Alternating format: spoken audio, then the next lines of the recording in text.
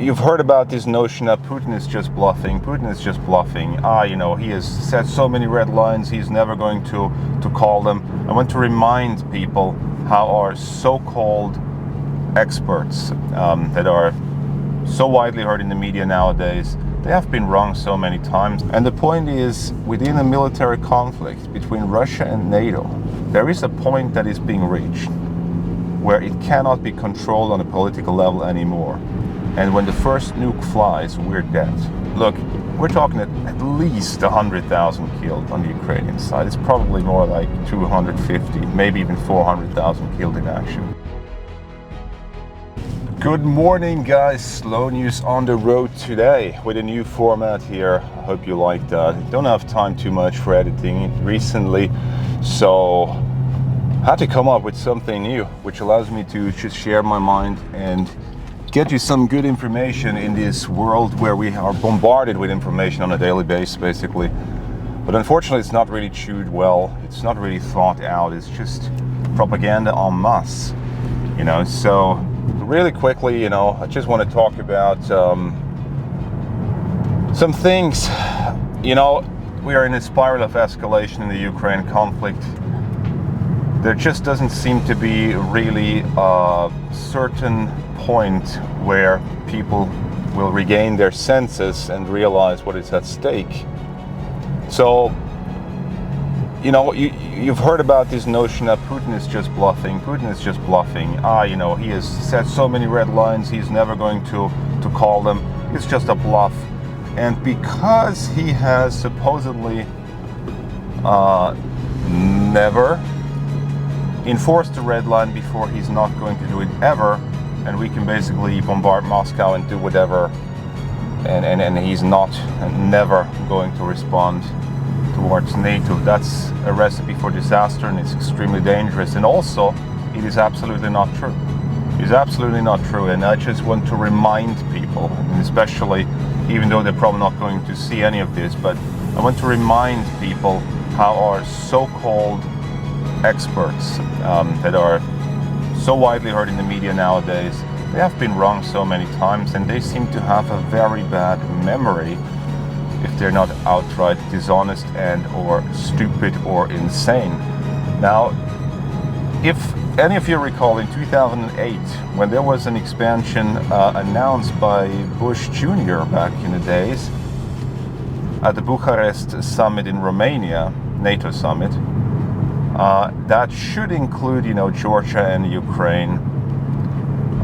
Putin actually supposedly was very furious, according to media reports, and he said, and I cannot quote exactly, I'll have to paraphrase here, but what he said was very clear, and back then Russia was way weaker, geopolitically speaking, than they are now. Putin said, if Ukraine is going to join NATO, it will do so without the Crimea and without the eastern regions. It will simply fall apart. It will simply fall apart, he said. So where are we today? That was back in 2008, that's 16 years ago when Putin said this, that if NATO wants to include Ukraine, if Ukraine wants to join NATO, Ukraine will lose Crimea and the eastern regions. And where's the Russian military presence nowadays? So, does that sound to you, going all the way back to 2008, that Putin is just bluffing, that his word doesn't mean anything? I guess not. Back in 2008, America was much stronger in terms of geopolitics than they are now. America was much stronger in terms of geopolitics compared to nowadays. Back in 2008, there wasn't really any rival on the world stage for America. It's much different nowadays, and even back then Putin said, Ukraine is going to join NATO without Crimea and without the eastern regions. So I'm just putting a war map on here at the same time so you can see. So I guess that wasn't a bluff, right? And back in 2014, Putin has shown that he didn't just utter these words as a mere empty threat, but he, in a night and fog operation, as we like to call in our language, he basically annexed Crimea, and he just took it overnight, literally.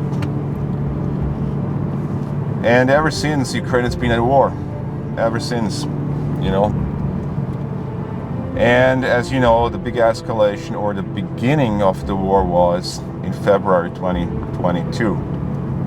So I guess the invasion, which many people, many so-called experts believed, he's just bluffing, he would never invade. I guess they've been very wrong on that one as well, haven't they? They've been very wrong indeed about many things.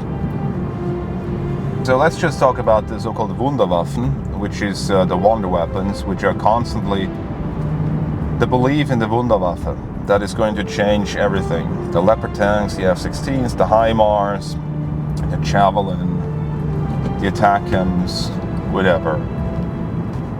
The fact remains, none of this has been able to shift the war, the course of the war. Ukraine is losing the war. And even the maps start to show this more and more. It has been a war of attrition for most part, and just have to remind you, in a war of attrition, the party that has the most explosives is the one that is usually going to be victorious if they can keep it up. It's a battle of endurance. A war of attrition is a battle of endurance. And basically, if you want to picture two boxers in the ring, and one of them has just the harder punches, and they have a very similar endurance, sooner or later the one who punches harder is going to win. That's just how it is. Now, about the missiles that have been discussed, not too honest, unfortunately, in the media recently. Taurus missile of the Germans, the Stormshadows of the Brits, the ATACMS. Putin has said in a Russian interview, not addressed to the West directly, but he has said that he would consider, the Kremlin would consider this as a direct involvement into the war by NATO militaries. And, you know, in the West, apparently hardly anyone took this serious. And in the media there has been this idea of, why should we not allow Ukraine to use missile strikes deep into Russian territory? Well, it really is not about the depths of the strikes, it's about the nature of the weapon itself. And Scholz has said, the German Chancellor said, I think back in spring this year, because he has been repeatedly pressured by the media also, to just authorize the Taurus missile to be used by the Ukrainians.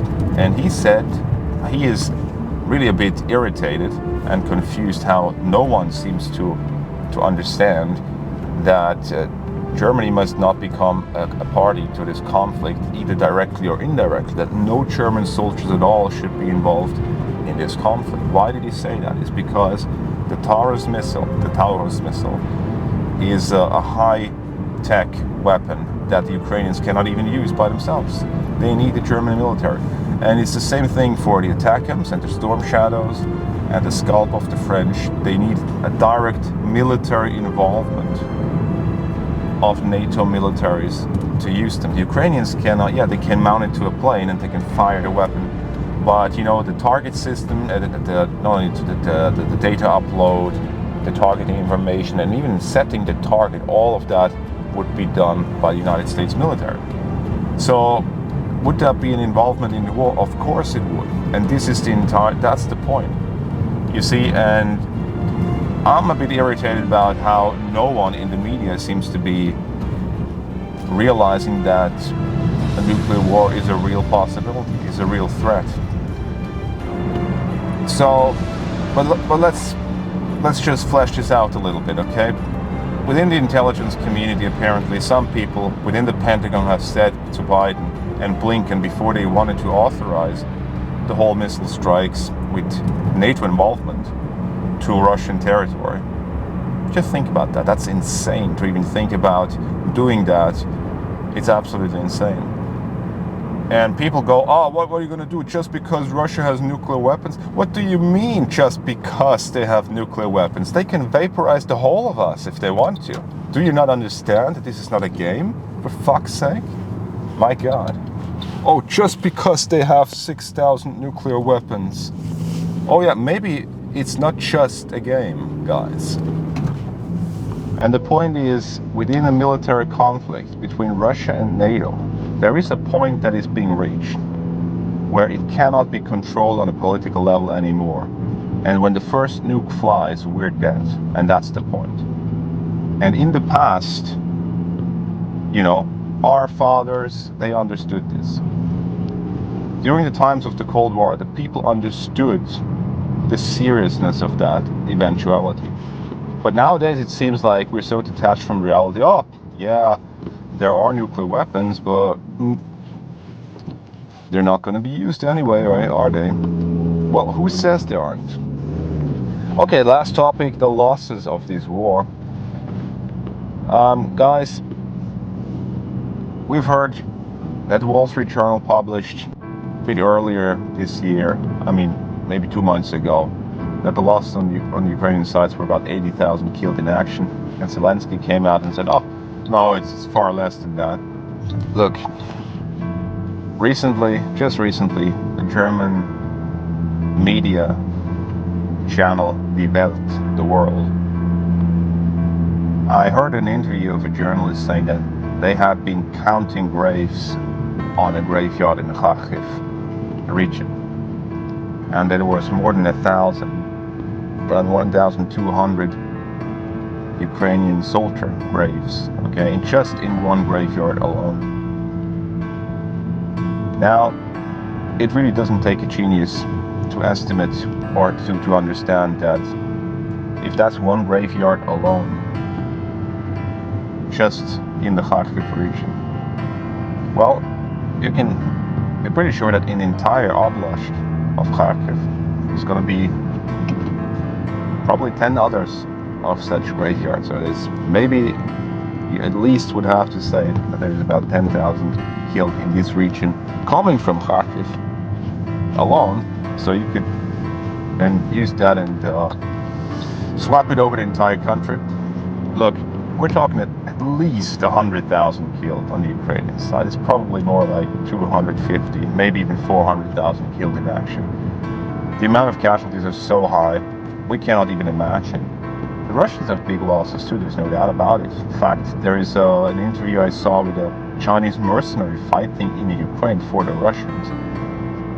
And it's not an interview, it was just him talking to a camera, talking about his experiences, and obviously with subtitles. I just have to assume that the subtitles are accurate, and I have no reason to assume that they're not, because they seem to be very honest, very critical towards the Russian side also. The losses on both sides are huge. They're huge. And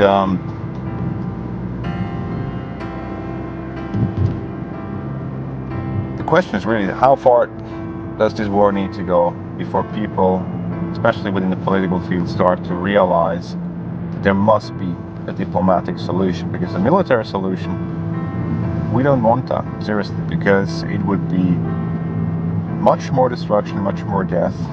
And in the end, you know, if we think that Ukraine is going to come up on top and winning, we're out of our minds and totally delusional.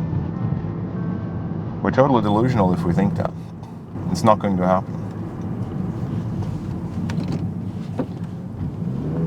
So with that being said, guys, have a good one. And until next time, see you soon.